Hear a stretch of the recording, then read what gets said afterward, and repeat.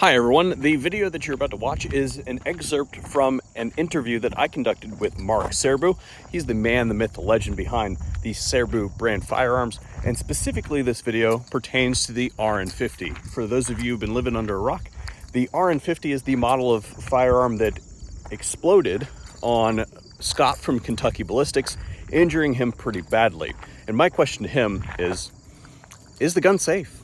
One of my guys bought a used RN50, and I made fun of the fact that the previous dude who owned it set it up like a FUD and did it all wrong. I put a video out about it. It was a tongue-in-cheek thing, but I put that video out, and many people in the comments of that video were like, "Isn't that the gun that blows up, or whatever? And aren't those guns unsafe, et cetera, et cetera, et cetera?" And I was like, well, I have been following the testing related to the RN50 and all the happenings associated with it. I wasn't doing it in any official capacity or anything like that, but I've been following the process and the general consensus on it, and that's why I wanted to bring you on today to discuss, first of all, is the RN50 safe? What actually happened with it, so that we have another place that people can find what the general consensus is with the RN50 and what actually happened to Scott from Kentucky Ballistics. And really, what have you learned from this experience with the whole incident, so to speak? Well, I've learned, first of all, I learned there are a lot of awesome people out there, and Scott's got a hell of a lot of fans and friends, and just the outpouring of sympathy for him and for me.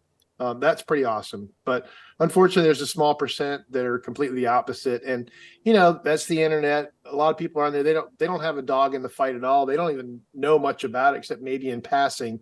But it's a chance to make a nasty comment and be noticed. And it's funny because when my daughter had her channel, there'd be shitty comments from time to time. I'm like, look, there are people out there who don't have anybody pay attention to them ever in their lives. And here on the internet, you're on a video that's got 20 million views. You're going to make a comment. Somebody's going to see it, maybe lots of somebody's, and maybe you'll get a laugh out of it. So that's life. You deal with that. That is something I deal with every single day. Oh my God. Yeah. Yeah. I remember I commented on one of your videos saying you were talking about the 300 blackout versus 762 by 39. I was like, finally, somebody who, I said something complimentary. And there was a few shitty comments like, oh, like, come on, just shut the fuck up. But anyway, the thing with the RN, okay, and oh my God, I've heard every little theory and seen every kind of bullshit thing. But in reality, the bottom line is absolutely positively, we will never know what happened. Okay, that's it. Now I've done my review videos and I said, okay, it was pistol powder in a rifle case. That's the most likely thing. And Scott, I think did the best job because he obviously had someone. I didn't even ask him what they did to make that 190,000 PSI round, but I suspect it was bullseye. And if you saw it blew up almost exactly the same. And so to slow that down a little bit, not to interrupt you, that is the general consensus out there, I believe, and many sources, multiple sources of people who are guys that reload on a regular basis, that have gone into the programs and generated the data. And the general consensus is that this was more than most likely a misloaded case. Now, the reason that it was misloaded, you can attach what you want about that. Yeah, but to me that it was just when we're talking about that pressure, because I want to make sure that everybody's on the same page, everybody's playing with the same deck here. You said 190,000 PSI. So give everybody some numbers about what a typical 50 cal limit is. Well, the normal, what it's supposed to be, and this is another weird thing. You can't find 50 BMG in SAAMI, SAAMI, the sporting arms and ammunition manufacturers, whatever. 50 BMG is not a SAAMI round, which is incredibly stupid. I don't know why they don't just add it after 102 years. Come on. You would think that, come on, guys. What's that? You'd be like, come on, guys. Really? Like 100 and some years? And the CIP has a standard. The Europeans have a standard, but we don't have a standard. But there's the military data out there, and 55,000 psi is normal pressure for 50 BMG. And when I try to design 3-to-1 or 4-to-1 safety factor if I can get it. And so 200,000. It might hold up, but obviously not that day, because it's not just about pressure. And one thing, if you saw my RN50 versus C4 video, that was very enlightening. That was a fun video. Highly suggested you go watch that. Oh, sorry. I said I was telling everybody that they should go watch that video. Yeah, and it's what's really interesting to me, and I covered it in that video, or one of them. I looked at there's a whole chart of energy of different things, like the specific energy of gunpowder, TNT, nitroglycerin, something falling from orbit, and of course I'd made a joke earlier about antimatter, and of course it was number one on the list, antimatter. Like, yes, but nuclear stuff, all that stuff, crazy amounts of energy. But what's interesting to me is that a Big Mac has the same amount of energy in I hate to use metric units, but that's what I know it in for this, but kilojoules per kilogram. A Big Mac, gunpowder, nitroglycerin, C4, all that stuff has pretty similar energy density. The difference is, Big Mac doesn't give all its energy out right away. It's slowly metabolized in the human body. Gunpowder, it does its job in 3 milliseconds. C4, holy shit, it's I don't know what the numbers are. It's not nanoseconds, but it's really, really fucking quick. It's like 3 orders of magnitude faster. Yeah. And that's all the difference in the world. So, a gun can handle that. That's why black powder, people don't understand what black powder is versus gunpowder. Gunpowder, the pressure curve rises up. A normal rifle, it rises up slowly and goes down. Pistol powder is a much quicker peak. But if you look at high explosive, it's vertical. I mean, it's so amazing. The pressure, it's the impact loading that does it. And the thing about impact loading is you can't really design for it. I mean, it's because just a slight difference in time makes a huge difference in destructive ability of that energy. And anyway, so bottom line is, like I said, we won't know for sure. And people are like, oh, once you have those other cartridges tested, I have. Scott gave me the other cartridges that he didn't fire. And yeah, I could test them, see what's in them. I guess there's somebody out there, some lab who could say, oh, this is this kind of powder, this is this kind. But I don't know if they can or not for sure. But anyway, it doesn't matter. I mean, probably there's only one like that. I guess just out of sheer morbid curiosity, we should look. But I would say it would be interesting to take one and tear it apart at least to see what is inside of it. That would be interesting. I would like to do that. But as far as doing an elemental analysis on it, I mean, people don't understand how expensive that sort of stuff is. I used to work at a contract lab that did that sort of stuff. It's pretty pricey to be able to do that kind of analysis on those types of things. But what I think that if you do have them, that would be interesting is if you took a standard, I don't know, military ball round, right? And just pull the projectile and dump the powder out, right? Because you'll be able to tell a visual difference between a pistol powder and a regular rifle powder, because those pistol powders have to be able to burn faster because they got to get their job done in a much shorter barrel than and filling a 50 cal with I don't know, it's been a while since I've loaded in a 50 cal, but I mean, how many grains do you put in a 50 cal? 230 grains. 230 grains of pistol powder is a big deal. Yeah.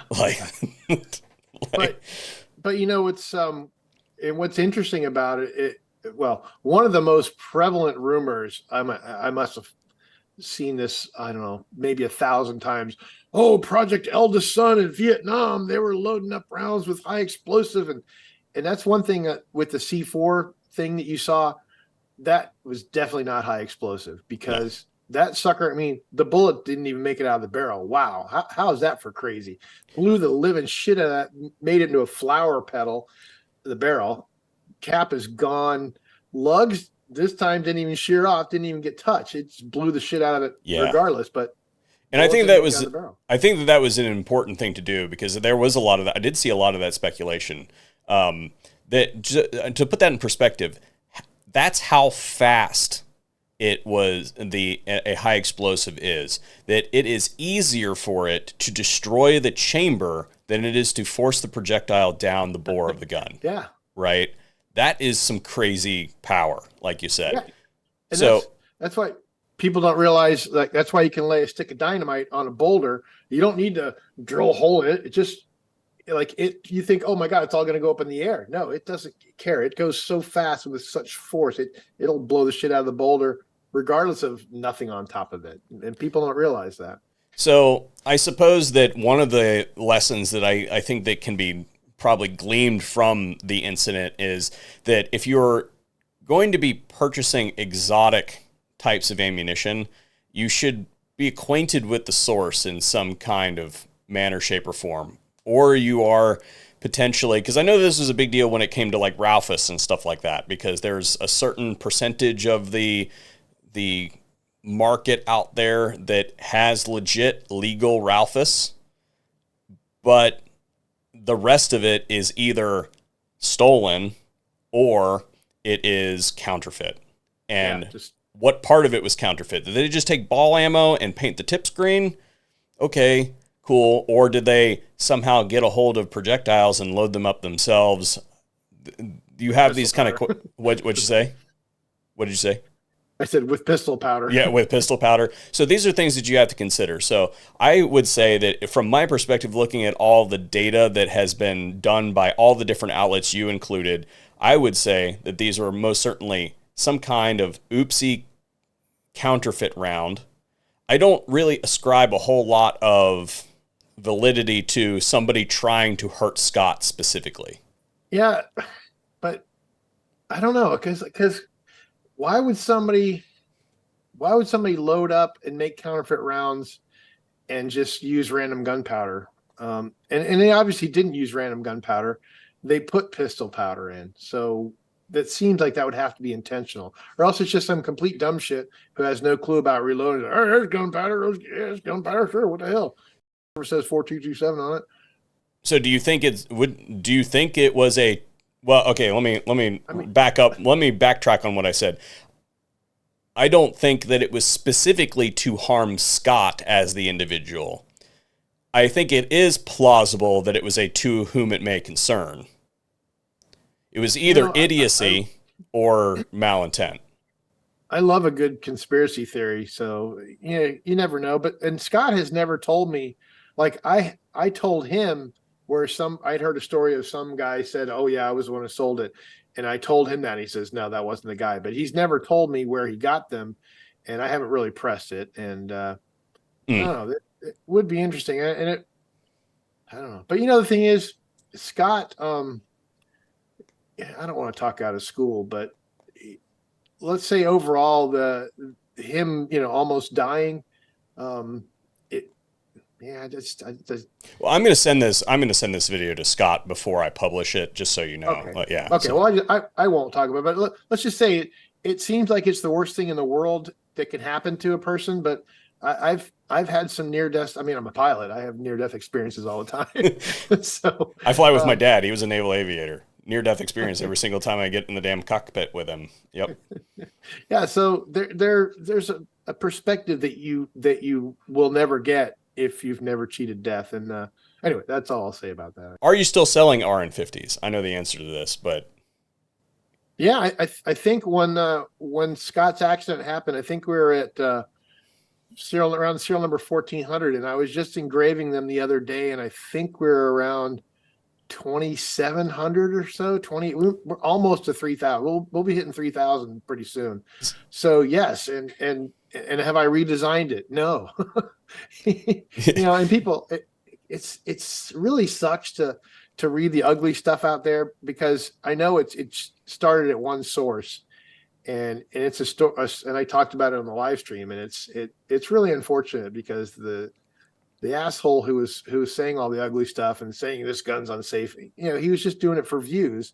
But there's so much ugly shit that has followed on from that. And some of it's like people really bought into it and they believe that it's bad and unsafe. And a lot of people, it's just, people looking for attention. And either way, it sucks. But, I'm laughing all the way to going out to my garage to drive my Ferrari or get my airplane, Well, I said this earlier in the podcast, but I wanted to reiterate it for the individual video.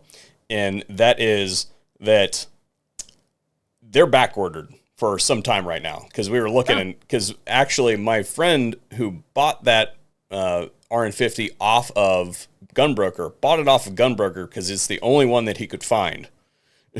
So as far as sales of the gun are concerned, I've seen so many people write I'm not gonna trust it, or whatever, and I'm like, okay, well then get out. Fine, then then that person is out of line, because there's a long waiting list for the RN50 is what I would say. Oh, it's been over 2 years for a long time, and it's finally getting down to, I think it's down to just a few months now, which is like, oh my God, finally. It's funny, not funny, the stuff that gets said about it, but people talk about redesigning it to make it safer. It's like, how do you, it's easy to say that, but how do you even do it? And one problem when you're, like I said, first of all, there are no guidelines for how to design the gun. Okay, it's got to be this. No, there's so many variables to it. But the other issue is, okay, so say I want to design this thing so it'll handle 250,000 PSI. Okay, so how do you do that? How do you get a 250,000 PSI round, first of all? And second of all, how do you know you've gotten it? I don't know if people know, but pressure transducers go to about 120,000 PSI. Thanks for tuning in, folks. If you enjoyed that video and you would like to hear more of the interview, then you can find it on the Firearms Radio Network everywhere that is published, as well as the dedicated channel for the Armed and Nerded podcast. Special thanks to Mark for making that one happen and coming on, spend some time with us. And hopefully we'll see another video here at the VSO Gun Channel.